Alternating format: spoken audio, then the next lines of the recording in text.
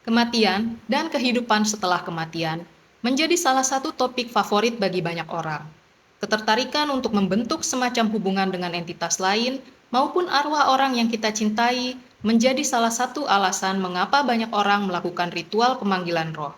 Entah disebabkan oleh rasa penasaran atau karena rasa kehilangan, orang-orang mencoba untuk kembali menjalin ikatan dengan orang mati, baik dengan melakukan kunjungan ke makam mereka atau bahkan dengan melakukan hal yang lebih ekstrim dengan menggunakan perangkat-perangkat tertentu untuk memanggil arwah, seperti menggunakan papan oija atau jilangkung dan lain sebagainya. Di video kali ini, gua akan membahas tentang seorang pria Rusia yang menyimpan 26 mayat anak perempuan di dalam apartemennya.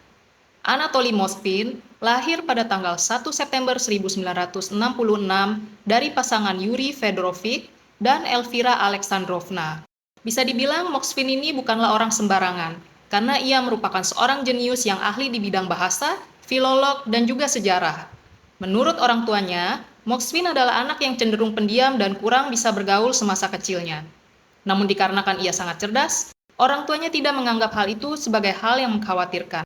Namun ternyata, Moskvin menyimpan sebuah masa kanak-kanak yang sangat kelam, di mana menurut pengakuannya, ketika ia masih duduk di bangku kelas 3 SD, ia pernah mengalami pelecehan dan juga penyiksaan oleh seorang pria tidak dikenal. Dan ternyata hal ini tidak pernah ia sampaikan kepada orang tuanya. Ketika Moskvin berusia 13 tahun, ia mulai memiliki ketertarikan terhadap pemakaman dan juga berita kematian. Moskvin dan teman-temannya mulai menjelajahi kuburan, khususnya pemakaman Krasnaya Etna di distrik Lewinsky di kota kelahirannya. Ketertarikan Moskvin terhadap dunia orang mati ini ternyata tidak serta-merta terjadi tanpa alasan.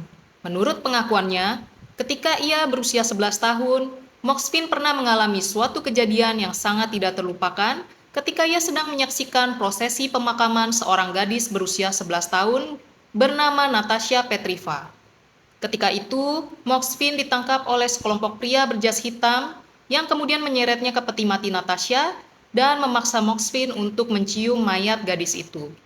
Dikatakan bahwa Moskvin mencium mayat gadis itu lebih dari satu kali, kemudian ibu gadis itu memasangkan cincin kawin di tangan Moskvin dan juga di tangan putrinya.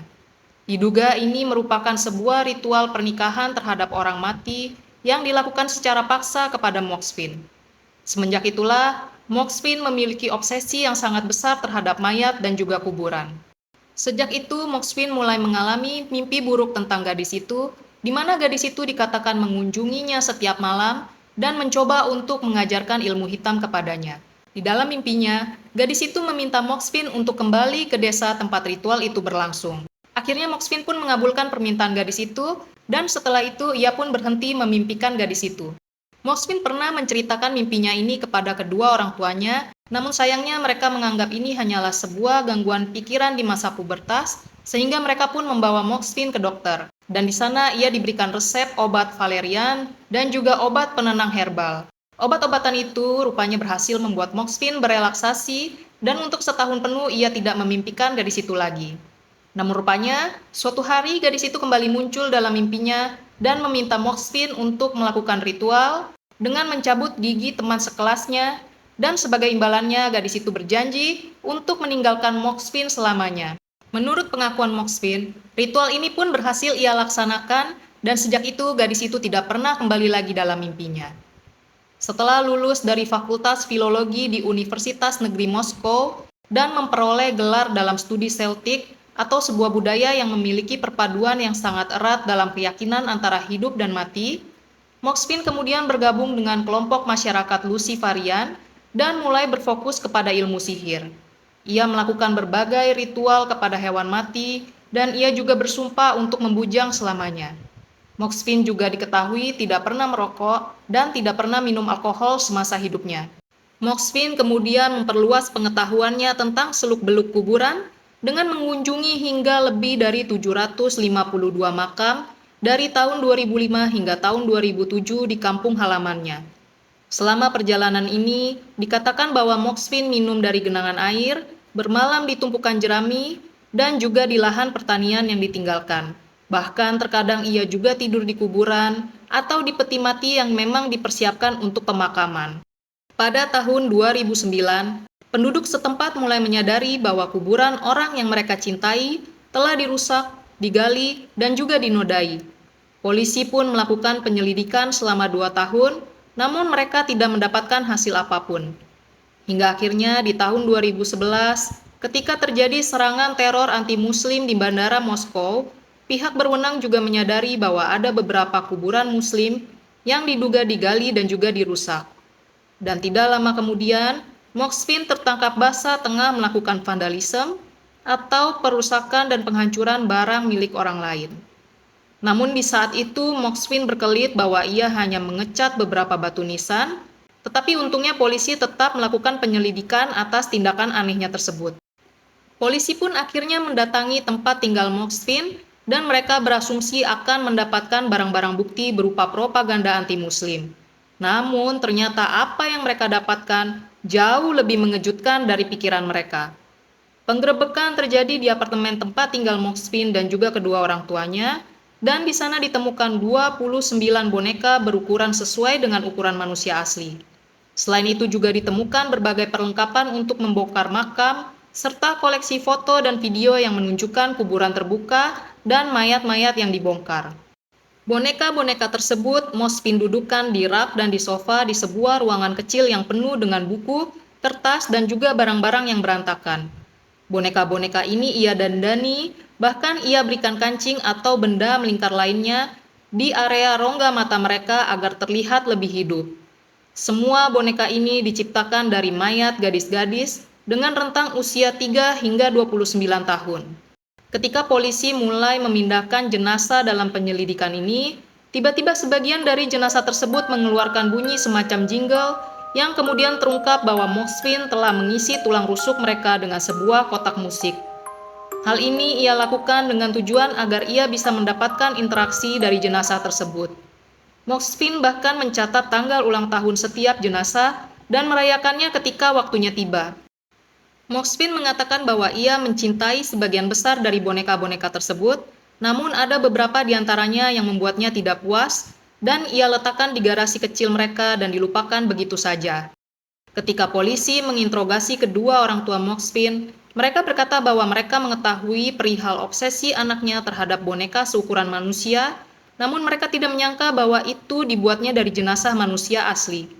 Jadi mereka menganggap tidak ada hal yang salah dengan itu, dan mereka membiarkan Moskvin melakukan hal yang ia senangi. Ibunya bahkan berkata bahwa para tetangga sebenarnya juga tahu bahwa ada bau busuk yang keluar dari apartemen mereka. Namun tetangga mengira bahwa ini hanyalah masalah limbah di bawah gedung. Mereka sama sekali tidak menyangka bahwa ada mayat yang disimpan dalam apartemen itu selama lebih dari 9 tahun.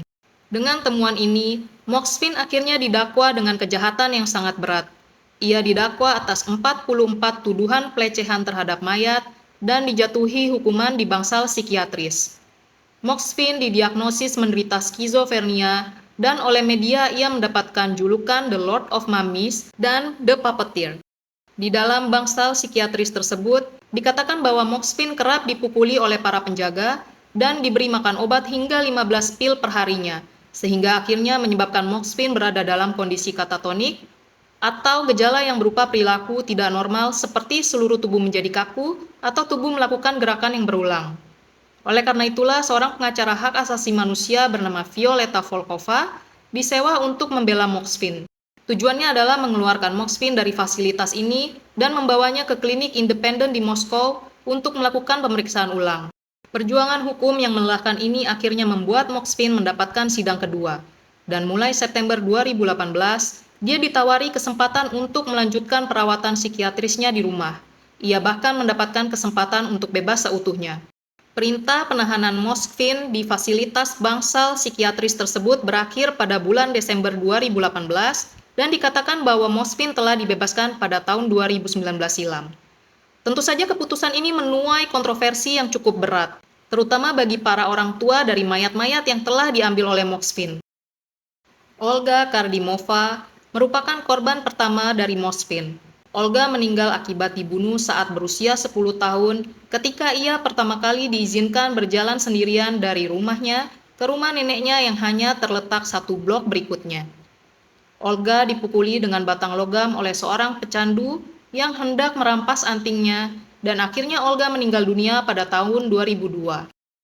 Menurut Natalia Kardimova, ibu Olga, mereka sempat mendapatkan pesan di batu nisan anak mereka yang menuliskan hal berikut.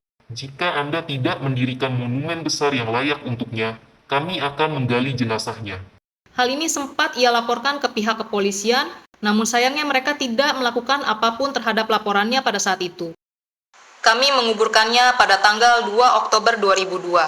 Saya tidak pernah membayangkan bahwa hampir 10 tahun kemudian, pada tanggal 5 Oktober 2012, saya akan membuka kuburannya bersama polisi dan menemukan jenazahnya telah lenyap. Peti matinya kosong, dengan lubang di bagian atas tempat dia mengeluarkan sisa-sisanya. Selama 9 tahun dia tinggal bersama putri saya yang telah menjadi mumi di kamar tidurnya. Saya memilikinya selama 10 tahun, dan dia memilikinya selama 9 tahun. Olga telah direnggut dari keluarganya bukan hanya sekali, melainkan 2 kali.